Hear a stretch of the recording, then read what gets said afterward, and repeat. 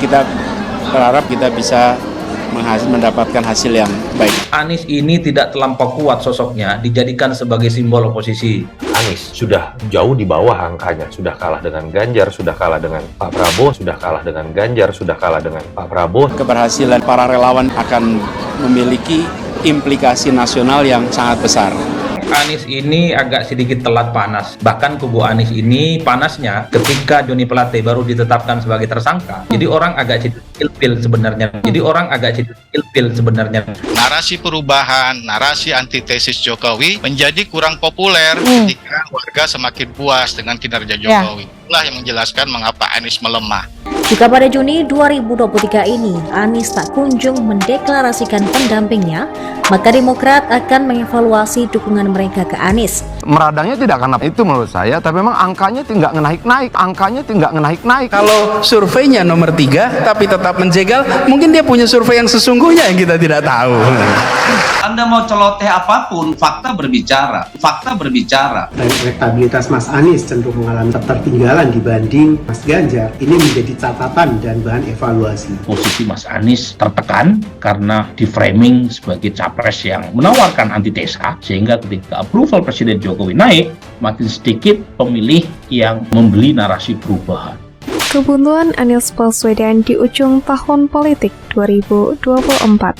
Kita melihat pemilih kita pada umumnya lebih condong nasionalis. Sedangkan Anies dipersepsikan oleh warga atau pemilih agak ke kanan.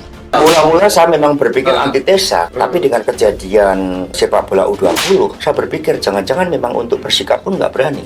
Saya tidak ingin berpolemik dulu sekarang. Nanti aja sesudah ini, nanti kita siap untuk berdiskusi. Itu regulasi loh.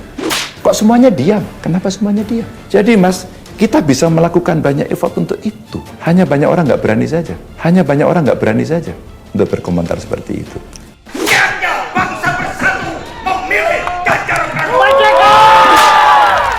Menurut survei SMRC, Ganjar kembali menjadi yang tertinggi elektabilitasnya. Tak hanya disukai oleh pemilih, tetapi juga memiliki popularitas tertinggi dibandingkan Prabowo dan Anies. Kan sudah ada Ganjar Pranowo di dalamnya. Ngapain pilih Anies? Mayoritas kemana? Ke Ganjar. Clear.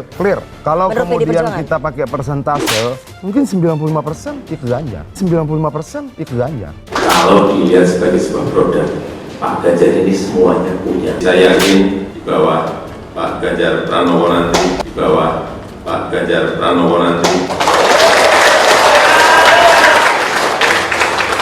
itu bisa dilakukan. Ganjar adalah orang pemberani dan punya nyali. Maka Ganjarlah yang patut menjadi Presiden Republik Indonesia ini. Satu putaran untuk Ganjar.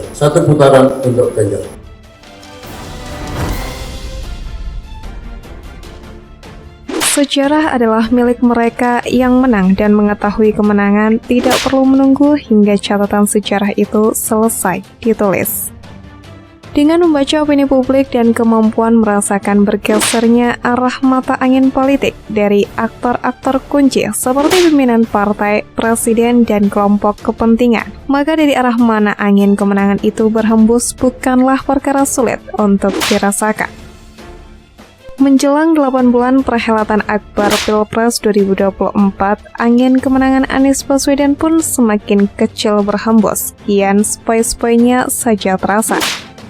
Hal itu tergambar dalam survei teranyar Lingkaran Survei Indonesia pada Mei 2023 yang menempatkan Anies Baswedan pada posisi bontot dari 3 kandidat dengan elektabilitas 20,8%.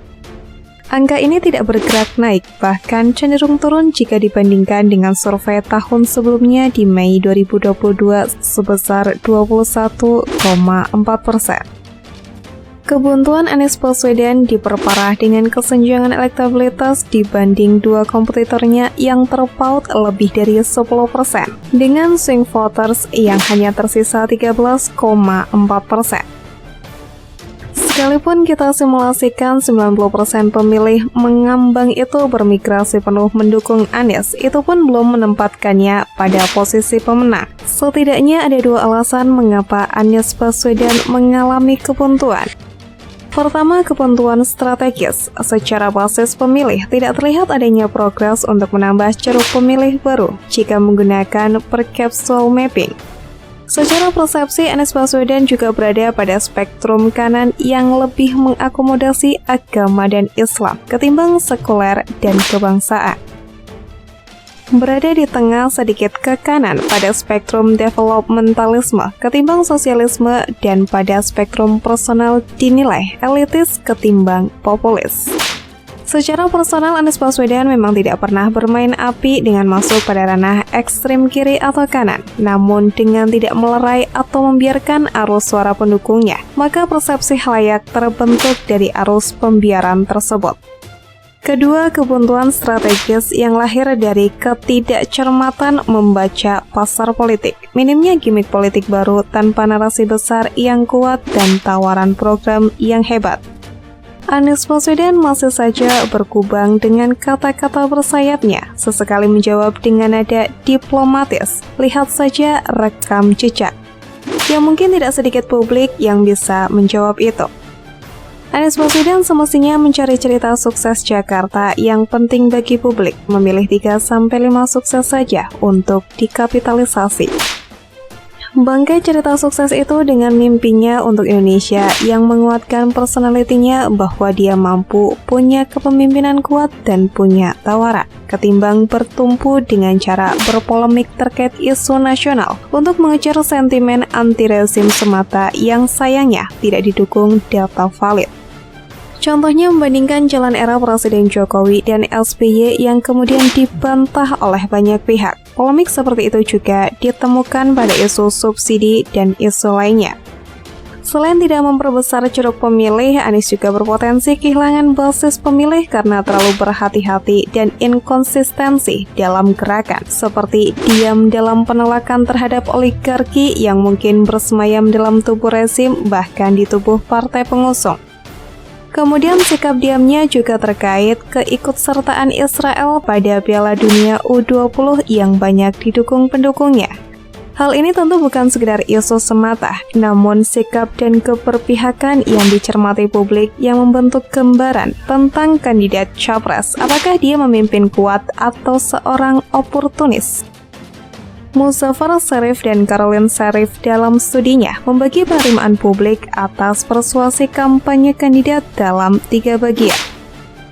Pertama, latitude of acceptance atau titik penerimaan komunikator kandidat terterima atau dapat ditoleransi kehadirannya. Kedua, latitude of rejection. Titik ini disebut titik penolakan, di mana menguatnya resistensi atau berseberangan.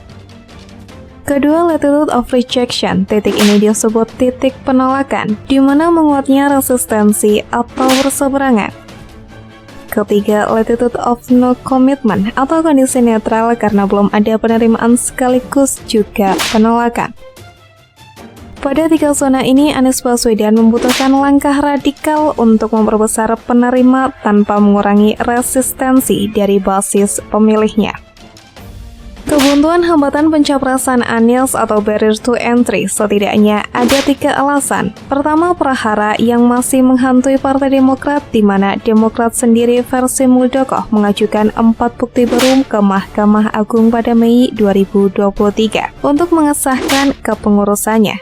Yang kedua, prahara dugaan korupsi 8 triliun rupiah yang menimpa Joni G. Plate selaku Menkominfo yang merupakan sekjen Partai Nasdem, ditambah guncangan-guncangan personal yang dialami pimpinan Partai Nasdem.